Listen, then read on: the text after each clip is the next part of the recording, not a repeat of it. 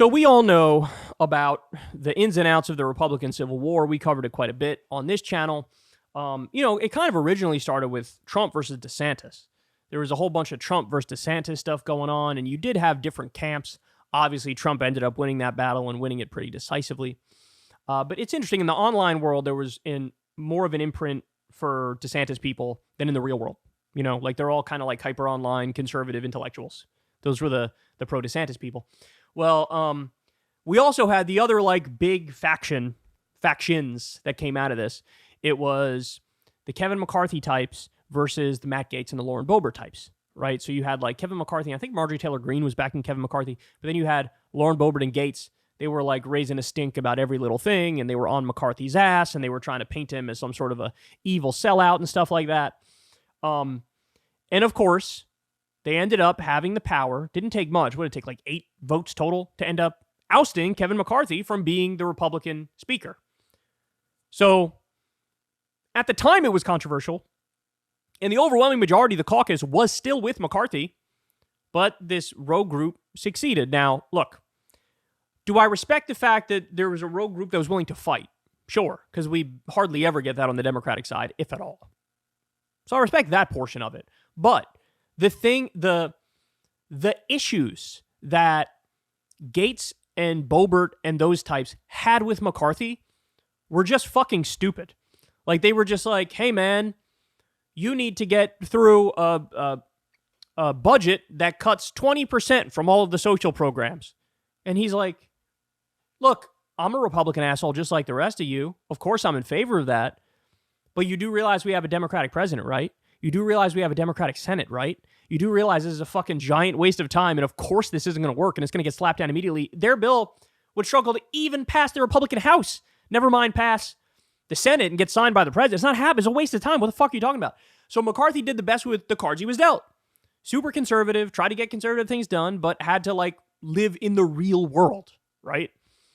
Well, living in the real world is unacceptable to Marjorie Taylor Greene and Matt Gaetz, and so they found a way to oust him. Oh, did I say Marjorie Taylor Greene? I meant Lauren Boebert and Matt Gaetz.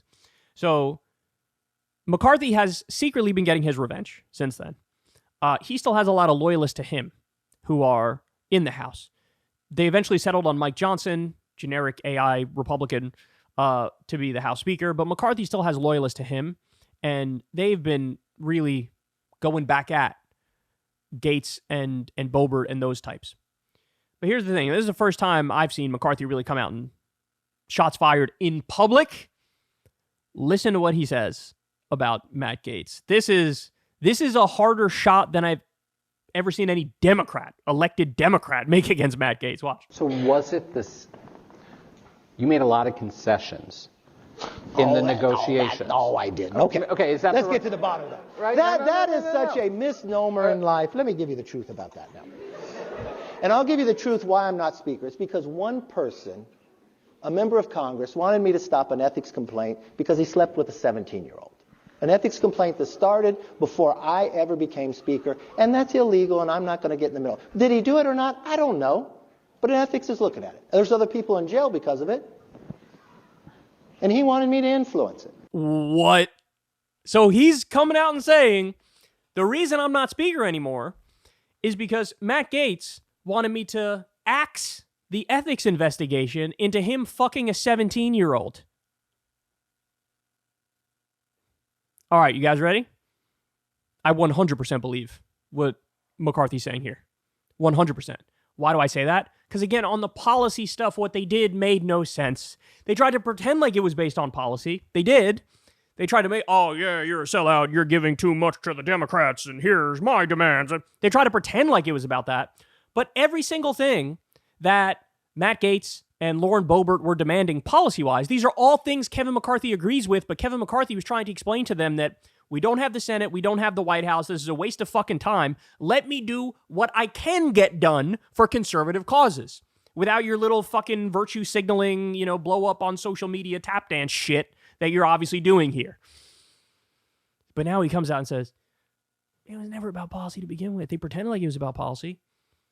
Homie wanted me to axe the investigation into him being a pedo or sleeping with a 17-year-old, I guess, depending on the laws of each individual state, whether or not you're a pedo, right? I'll leave that to the legal experts in the comment section to say, in that state he is, in that state he isn't, whatever, right? But he's like, that's why I wanted me gone. Because I refused to axe the investigation into him fucking a 17-year-old. Shots fired, homie. God damn. So then they come out and they say, because I kept government open. I'd do it all over again. We're not going to pay our troops? No, I'm going to pay my troops. You can't do the job? Okay. When it comes to the concession, the motion to vacate about one person being able to make that motion, how long has that been in the rules? Forever. The only time it was changed is when Pelosi became Speaker the second time. And she put the power with the minority leader. I think it's wrong. I think you elect, let them govern. Now, okay, what he's saying there, I don't think that's exactly right. From what I read, I'm going to have to go back and do more research to remember the specifics. But going off memory here, my understanding is they did lower the threshold to oust the Speaker. That was my understanding. It's 218 to have the rule package. There's nothing I can do there. But I had 5 people who never voted for me anyways in the process. I had 8 at the end that did the other.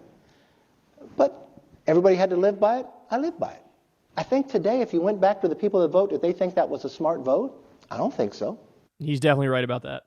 He's definitely right about that. And by the way, to the concessions point they made earlier on, Kevin McCarthy did make 1 million concessions to the rogue faction of Republicans. He did. What his point was, I didn't make concessions to the Democrats like they're saying I did. And that I think he's right on. He got everything he possibly could get out of a Democratic Senate and a Democratic White House. I had the choice of having that vote of motion to vacate where you just put the cards in and walk away. No, I made everybody stand up. Because I think historically, it'll be viewed as a very bad thing that happened to our Congress. Do you think it happens again? I mean, there's now talk that it could happen to this speaker. No. 2 things. The Dems will never let it happen. The interesting part is, you want another inside story? Okay. Not this crowd.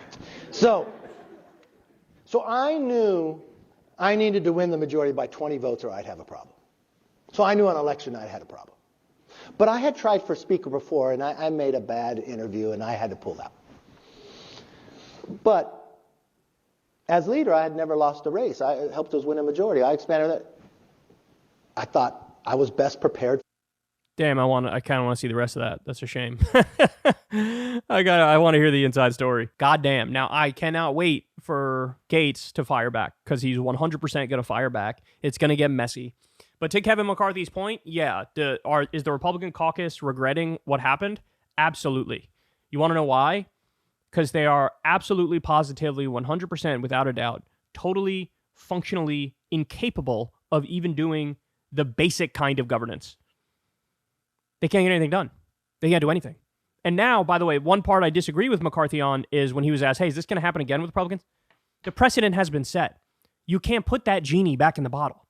You already are seeing it. Marjorie Taylor Greene is trying to file to oust Mike Johnson. Now, look, maybe they won't get the numbers that they need, but there's always going to be these attempts now. There's always going to be these rogue actors now. And look, the fact of the matter is there's an element of the disunity among the Republicans that I like. The fact that you can challenge leadership and you can fight leadership, and that sometimes gets the course to correct, the direction to change. I like that to one extent. But there's also massive downsides to disunity, and it's what I just described. You can't get shit done about anything ever, even the most basic shit, right? So there's upsides and downsides to both unity and disunity, but the Republicans have certainly swung the pendulum way too far in the disunity direction, and I think even they all realize that. And by the way, you know who else realizes it? The American people. Which is why, one of the many reasons why abortion, election denialism, being total extremist messes, that they've been struggling in elections recently. And honestly, that's going to continue. Their best friend is the Democrats. Like, you just need the Democrats to be as demoralized as possible for them to win, which is certainly possible. That can absolutely happen.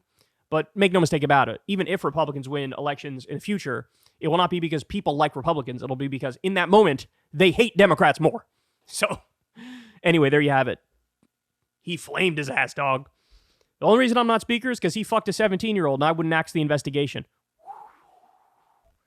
Hot diggity damn, man. All right, guys, that's the story. That's the show. Everybody do me a favor, subscribe to the channel. Helps out massively. Keeps me relevant in the algorithm and all that fun stuff. Leave a comment, leave a like. That's all I got for you. Remember, you guys can always listen to the show podcast style if you just want to hear the audio version of the show. Check it out on Spotify or wherever. And yeah, that's it. That's it. We have Medea Benjamin coming on Crystal Kyle and Friends this week. That'll be really great. She's been doing phenomenal work on Israel and Gaza, all these big protests. She's been in the game protesting war since like the Iraq war days. Real sort of lefty hero, if I don't say so myself. Really looking forward to talk to her. Check out Crystal Kyle and Friends, Medea Benjamin. And again, massive thank you to everybody who supports this show on Patreon or tips through YouTube.